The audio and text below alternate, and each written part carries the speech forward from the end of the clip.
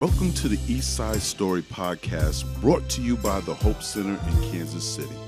This podcast aims to inspire you with stories of good work being done on the east side of Kansas City and to educate you on the unique and powerful perspective of its leaders and its residents. You're listening to the Eastside Story.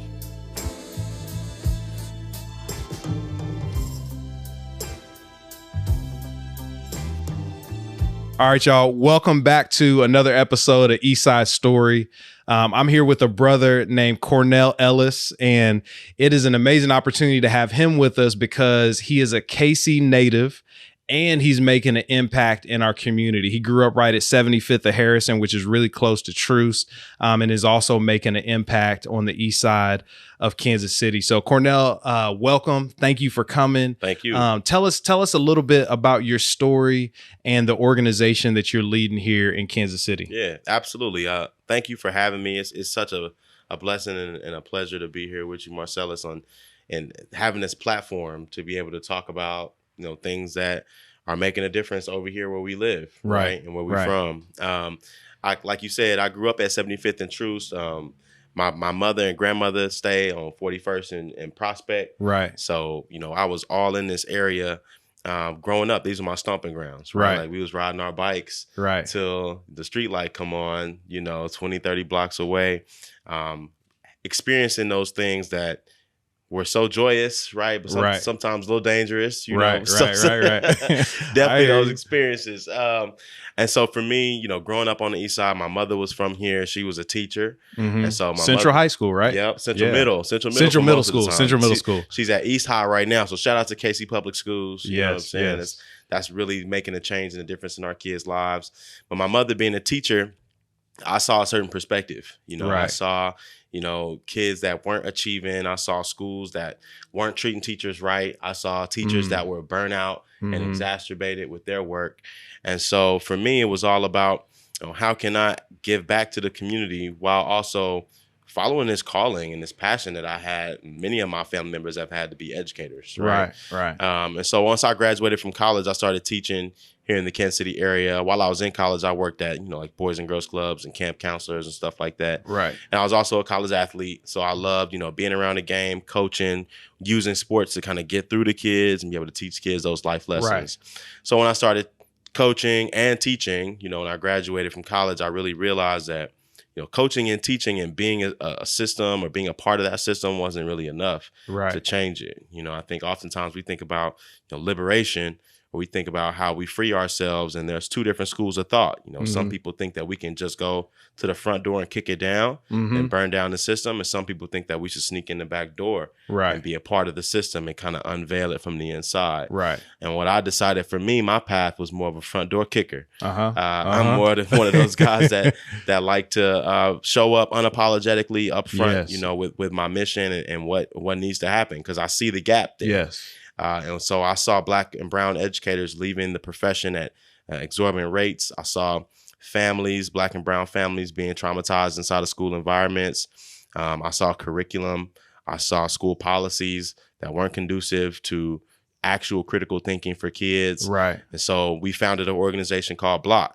Right. Brothers Liberating Our Communities. Yep. Is an organization that looks to increase number of Black male teachers inside of schools. Yeah. And we truly believe that when there were more Black male teachers, the world will be more just. We'll close the wealth gap. We'll close the opportunity gap. We'll close the health gap.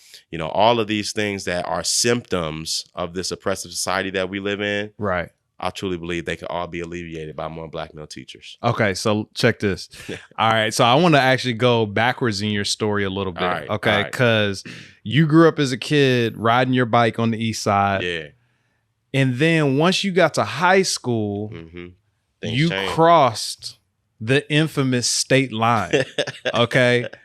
So you went to Rockhurst High School, okay, and now you've got families from Prairie Village, Shawnee Mission, Overland Park, Lee Summit. You've got friends from all different parts of the city, and you're experiencing a different world than you grew up in, but you're in the same city. You're 10 minutes away. Right. So what was that experience like, going from growing up on the east side of Kansas City to now playing football at Rockhurst High School in one of the nicest parts of the city? One of the nicest parts of the country. Right. Let's be honest. Yeah. Like Mission Hills and Overland Park, these are some of the richest subdivisions in the country, you know?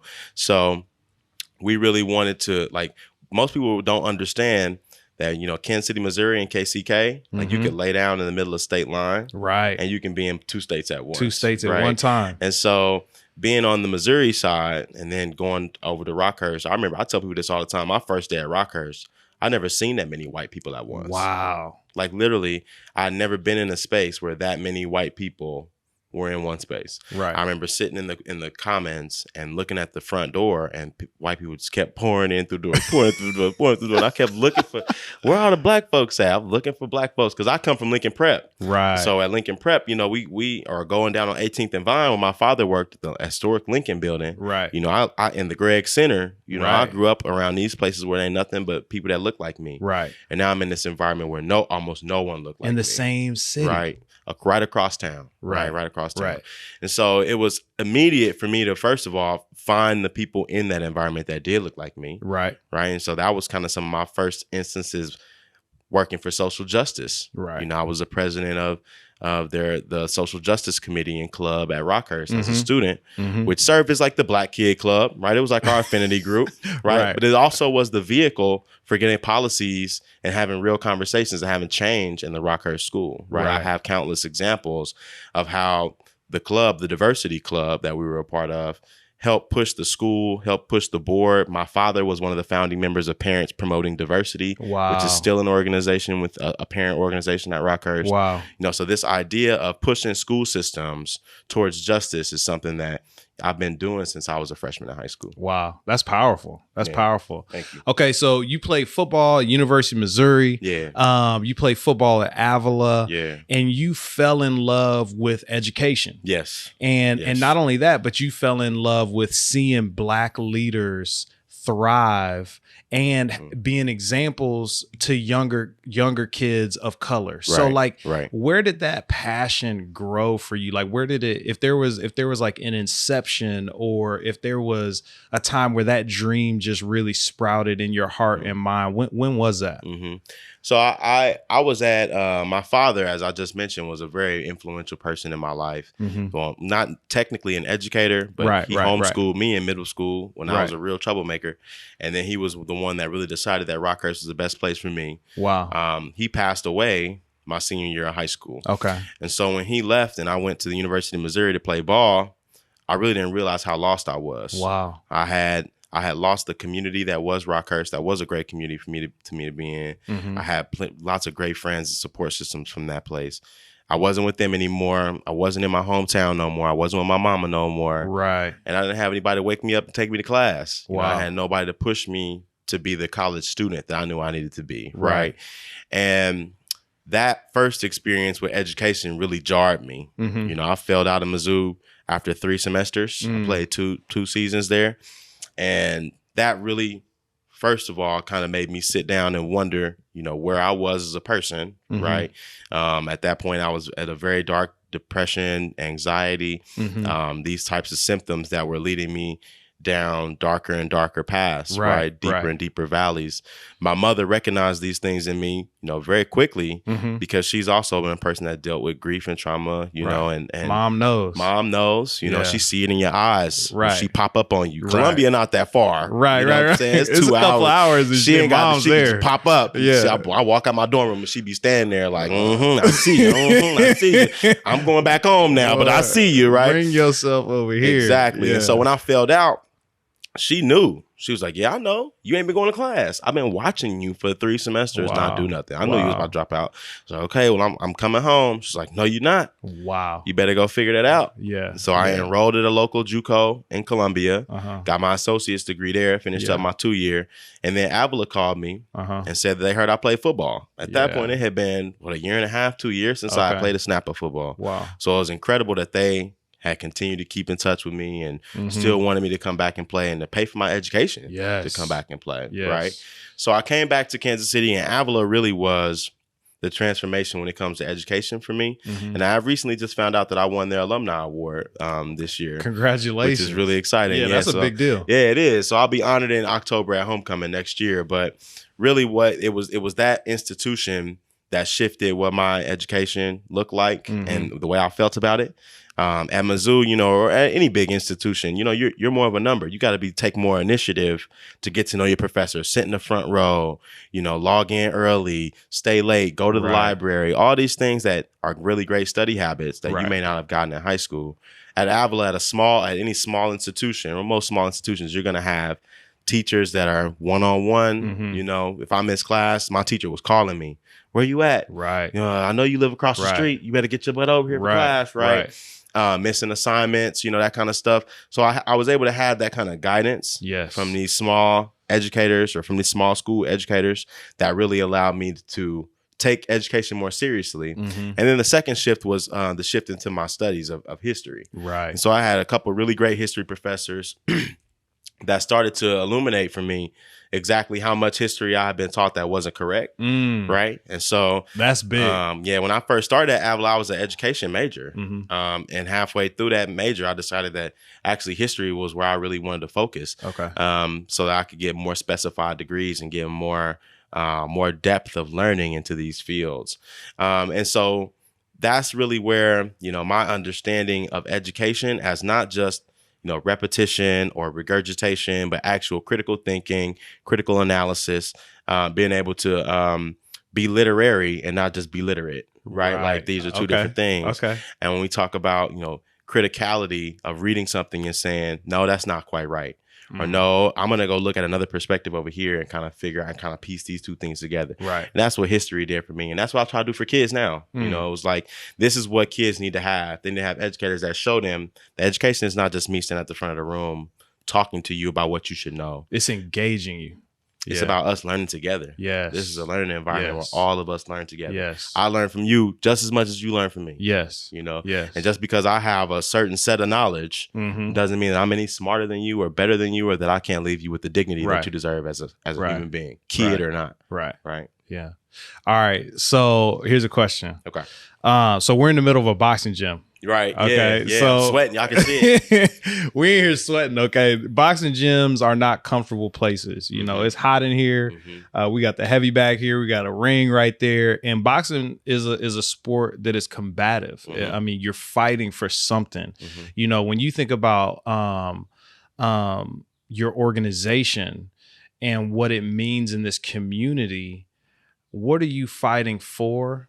And what are you fighting against? I wore my Ali shirt too. I like it. I see it. Because really, you know, I mean, look, Ali is a great example of an athlete, right? An athlete advocate, an athlete revolutionary. Yes. Right? Yeah. Had a powerful voice. Powerful voice and used it unapologetically. Yes. Right? Showed up and said what he needed to say and will beat your behind too in the ring. Right. You know? Right. And so for me as an athlete, transition to revolutionary, right? These spaces are very sacred to me. Yes. You know, I just started coaching football for the first time since I stopped playing football. And it's sacred to put on You're coaching cleats. at Kaufman? University Academy. Okay, I'm coaching at University Academy. Shout out to the Griffins, you know what I'm saying? Yeah.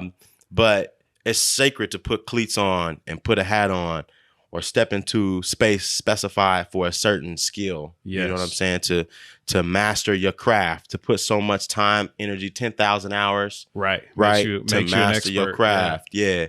And, you know, our organization is fighting for liberation. Yes. But these two things are not parallel, right? Like fighting for what you want inside of a gym or fighting for what you want on a football field is the same as fighting for what you want in a classroom or fighting for what you want at a board meeting or at a policy debate, right? Or just in everyday life, right? Like I talk to white people a lot. What do we do? How do we be, you know, how do we fight back? It's like waking up every morning and reading 5 articles a day. Yeah. Right? Like that's fighting. Educate yourself. That's fighting, right? Like spending your free time looking up anti-racist resources. Yes. Right? Yeah. Like that's fighting. You know, for me, it's about getting out. You know, you hit me up this morning. I was like, yes. You know what I'm saying? It's like, it's like doing whatever it takes to meet the people that I need to meet, to push the mission forward, to do the mission forward work. Yes. You know, and sometimes that requires less sleep. Yes. Sometimes that requires less food. Yes. Right. But the real fuel is the work. Yeah. Right. Yeah. The real fuel is this engagement. Yes. Right. And that keeps us pushing forward and that keeps us fighting. Yes. Last question. How do people get in contact with you? How do they get a hold of you? How do they learn more about your organization? Yeah, so BLOC really does three things. We work specifically with Black male educators, of course, right? We do professional development specified for Black men. Right. So for example, you know, most professional developers inside of school is like how to build relationships with students. Black male educators don't need to have a PD about engagement. Most of them don't need to have an engagement with kids PD. We need to have a PD about how to talk to white people when they perform microaggressions on us, right? Like we need to have PD about how to manage up without the right social navigation skills to be able to advocate for ourselves, right? So having specified professional development for Black male educators and a full, you know, programming list of social events. Right. So you can always go to our website and check out, you know, when the next event is going to be. We get together every month. And if you want to just come in and dabble, go to a social event or go to a PD with us, that's a great way to do it. Right. We also work with youth, right? So we do mentorships. That's exactly what we're going to be hopefully doing with Hope Center, right? Is getting in there, bringing more Black male educator tutors, mentors. And what we believe is that when we revolutionize a young Black boy's experience inside of school, then they have a better chance of being a teacher. Exactly. Right? Like, why would a young Black boy want to go back to be a teacher when all they've ever known about teaching is white people teaching them about white people and teaching them that they're nothing but slaves and have nothing to contribute to this curriculum? That's a scene of a false crime, sense of history. Right? That is revisionist history, right?